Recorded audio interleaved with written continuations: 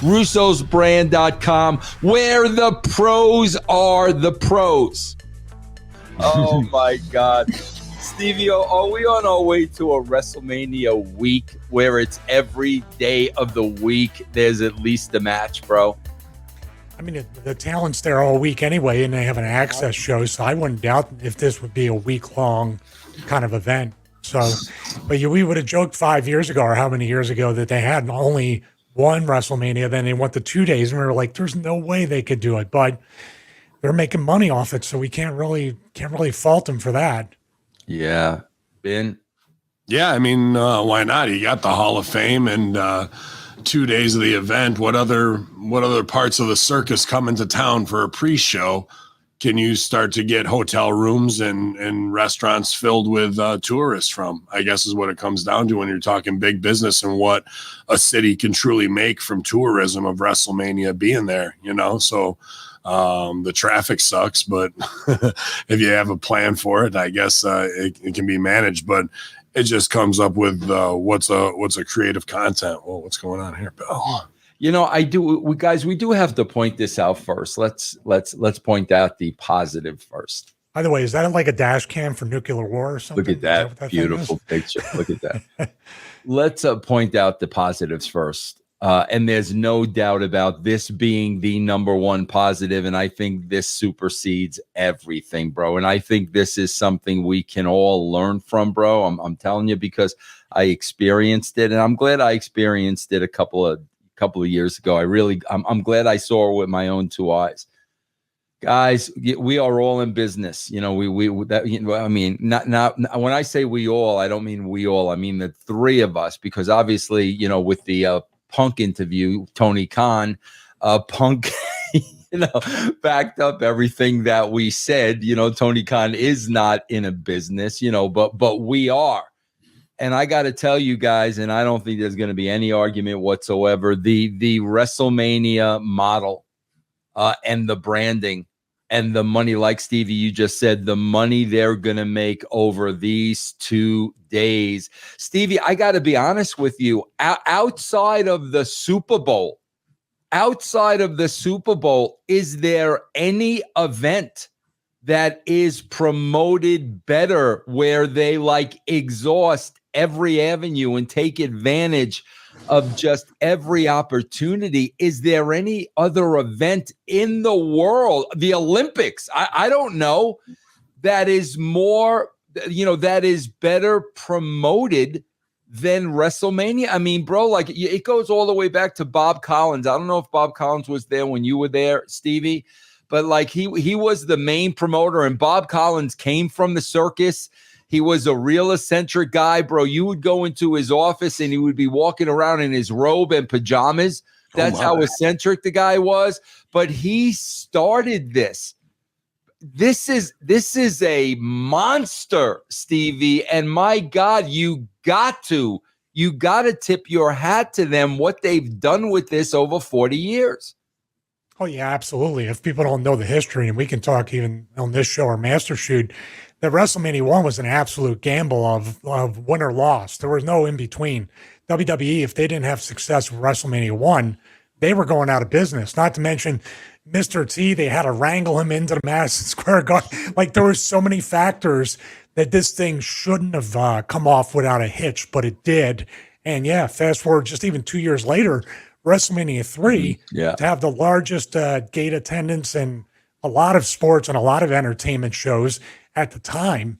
Yeah, you can't take anything away from them. And going back to what Hunter had told Ryback a while back, that there's just going to be the WWE brand and not one person is going to control the creative direction of that. WrestleMania 40 is definitely the model of the show, no matter who's on those cards. We don't even know what the card is from night to night yet, really. Mm-hmm. And it's sold out, and it's probably going to make tens, if not hundreds of millions of dollars over the course of the week. It really, I was thinking about this last night or this morning when I was watching actually SmackDown. It really is a Disney stunt show spectacular model at this point where you can swap out any interchangeable part. Because when I was watching the LA Knight stuff, and he can take all the criticism for, you know, the cadence of Steve Austin and, you know, who he's taken from. But really, it feels like that when you go to the Indiana Jones stunt spectacular. It's just Indiana Jones. You don't care who's playing them, right? So if we have this archetype of Steve Austin, and it's kids who've never seen Steve Austin, I think you brought this up before, Vince, and you just fit it in the piece because it worked once, it'll work 1,000 times, and we take it on the road like ice capades. And when it comes to your town, you know, it doesn't matter who's playing that character as long as they're a believable version of it. Ben, let me ask you this. You know, again, you doing, you with Ravens Join and Stevie with Stevie Richards Fitness. Bro, when you look at this from afar, what, Ben, how would you explain, both you and Stevie, how would you explain what exactly they're doing that's just separating it far from the rest? Bro, we're talking about, you're talking about, even, Emmys, Oscars, like I said, outside of the Super Bowl, Olympics, bro, I don't know, maybe a Taylor Swift Eras tour. Maybe you can compare that to it. But what do you guys think the key is? Like, what is the key? I mean, the number one thing that I see is, and bro, I think you guys will both agree, this is the key to making money. Bro, you spend it. You spend it to make it like whatever the freaking budget is, bro. Nobody cuts corners. Nobody's nickel and diming anything. And I think that has a lot to do with it. They're spending the money when it comes to the promotion. But looking at this from afar, what else business-wise, promotion-wise, do you guys think they're doing that just makes them leaders in the freaking world when it comes to this stuff? Well, everybody on their roster is a PR asset, whether it's going to do media scrum jobs or going on the morning show or, really just what it brings to the city, and to be, hey, here's what the billboards are all changed and look like. So people say, oh, you went by it and saw it. It's a PR mega machine run by lady balls. And, it really is in every facet of media from radio. So you are oversaturated with it. The city becomes the brand ambassador itself.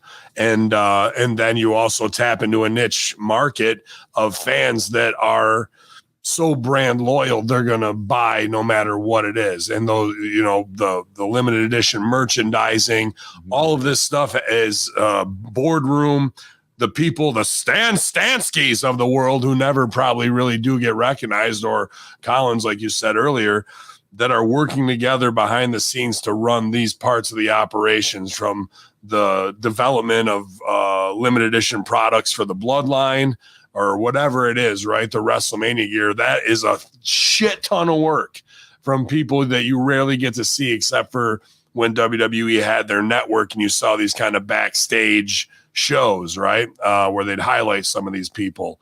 But that is all people on the phones getting media pressers, getting press releases written, and scheduling bookings for the 85% who still watch the morning show and whatever else is going on, dude. So yeah, Stevie, this was down to, and I said this on another show, and I wasn't making this up, bro. This is down to when I went into town, bro, because I think it was the last booking I ever took. It was the WrestleMania, bro, where it was Sting's match and the NWO and all that came out. I don't even know what WrestleMania that was. Yeah, it was the California gimmick. But Stevie, I swear to God, this is what it came down to.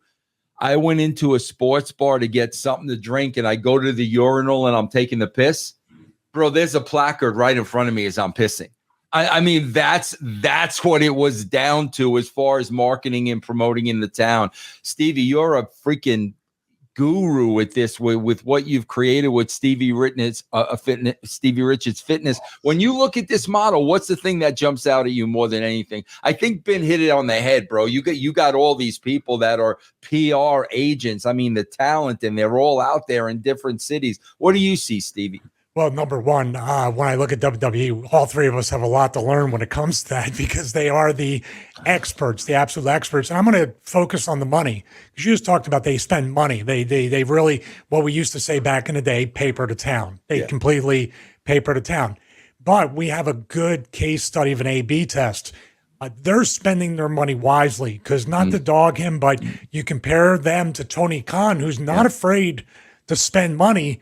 So, but we got two very different results of promotion, marketing, paper in the town, using your promotional assets, your talent, the superstars on TV. This is a night and day difference. And this is why WWE, and I believe WWE also probably had somebody build a business plan, which was a 1, 3, 5, 10, and now a 40-year. Where is this going? I think they've refreshed their business plan every 3 to 5 years, which this recent, the TKO thing, before that it was Saudi and all the international and global. Now it's TKO. Now it's a hybrid brand between all the celebrities, MMA, movies, entertainment, and now, the wrestlers. So it's hard to put a finger on it, except I think it is a cumulative thing since WrestleMania 1 that they've learned lessons, build it up. And, this is what we've tried to do. And I think WWE, for all that we say negative about it being stale, they managed to reinvent the talent, reinvent the presentation, reinvent the graphics, reinvent the look of the arena, reinvent WrestleMania every year. So, the people are probably shocked, like, oh my God, you guys aren't saying we got a goddamn UFO, pal. Who the hell else has one of those? They say pointing at the sign has become a meme, but guess what? When you say point at the sign, every single person knows exactly right? It's operant conditioning, 100% that. I just wanted to ask from you guys, because your perspective during that time was probably far more mature than mine as a young kid between WrestleMania 1 and 3, which were the essential cornerstones to build the rest of the company off of. What was it like when you guys were during those years watching it live? Because it was really the Don King, Donald Trump era promotion. There was no watching it live. Bro, I remember specifically WrestleMania 1. Bro, I had just gotten married. And me and my wife were moving into a co-op in West Babylon, and we had to do some painting and stuff. And it was, bro, the day of WrestleMania. Bro, I don't think people understand this. The only way you saw WrestleMania was closed circuit television. You were going to a movie theater to watch it. There's no pay-per-view, nothing. And Ben, here's the thing, man. I was following this WrestleMania and they hyped it. You wanted to see it. So, bro, I'm there freaking painting the house with my wife. Bro, there was no way to get results. You could Ben, that literally you had to wait till the next show on Saturday. That's how I first remember as a little man. When I say that, people must think, oh my God, Vince, you're 100 years old. Bro, there was no place to get results. I mean, Stevie, do you remember any of this? I do. Yeah. And I would say there's a certain way I wish what's old is new again would come back, where you would have a bunch of closed circuits and you would have movie theaters, because the movie theaters, imagine WrestleMania in IMAX at an IMAX theater. Yeah. And there's some kind of romance also to the fact of the anticipation that I remember I said before, must-see TV. If you missed it, you missed it. There's no B-roll packages. There's nothing the next week. I really think wrestling, if they went back to, if you missed it live, you missed it. And what you said was, I have to wait the next few days before I get the results, which also is another form of anticipation, which I think is what's really hurting the wrestling business. If you brought some of those elements back, the people would start really being into it even more than they are today. Yeah. What's up, Brand? This is Jeff Lane inviting you to come hang out with me over on Twitch. I'm live several nights a week playing games, classic and new, currently going through Final Fantasy VII Rebirth, the new Contra game, and more. So check me out, Jeff Lane 22 on Twitch. Mike Durban was on here and he was talking about the Conan Major Bendy's action figure. This, you got one too, don't you, Vince? Yeah. These are high quality, like the high quality packaging, high quality art, high quality figure. Yeah, very nice. Yeah.